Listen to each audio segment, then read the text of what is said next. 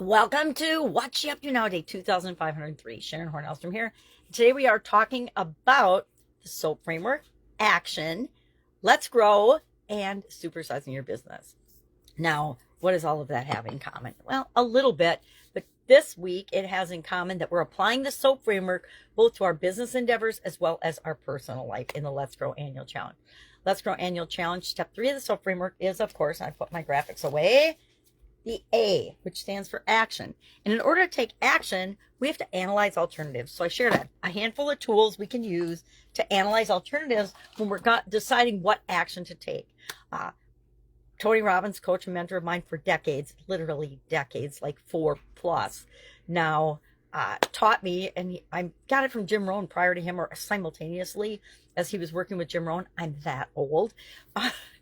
And it's never leave the scene of a decision without taking some kind of an action. Kind of like never leave the scene of a crime without covering your footsteps or whatever. We want to make sure that we follow through and do what we say we're going to do. Commit to ourselves that we're going to take action on one of the options that we brainstormed yesterday. So yesterday for Supersize Your Business, I brainstormed personal branding options, and I have to select one of those today to take action on. And for the Let's Grow Annual Challenge, I'm doing both in both groups to save myself some brain work, time, and energy because there's so much going on this time of year. I think it's like self-preservation in some instances. But so for my personal Let's Grow Annual Challenge growth, I am doing my communication, improving my communication and my interactions with my littlest granddaughters, the 1-year-old and the 3-year-old, almost 2 and almost 4 now, but they're still toddlers, right? Little children, babies, toddlers. And so how do I communicate with them versus how do I communicate with other people? And the truth is, I can apply the things I learn in my interactions with the little people in my life to the big people in my life, because we all want to be treated in a way that makes us feel good, if that makes sense.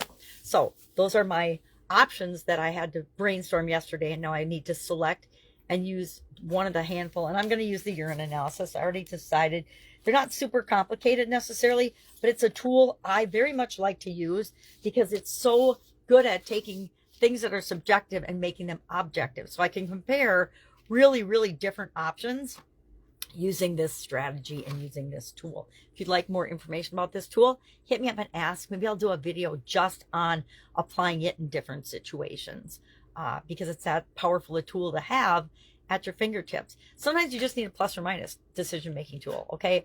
This alternative versus that, or pros and cons. Run through a pro and con list for each of your 3 alternatives. And one of them inevitably rises to the top and tells you, yeah, I can take action on that right now today. I can move toward applying that. And then we see how it works, right? If it doesn't work, we go back to and we revisit and we take action on something else, because our life is not fixed. It's flowing all the time, and we just need to get in the flow and everything goes much more smoothly.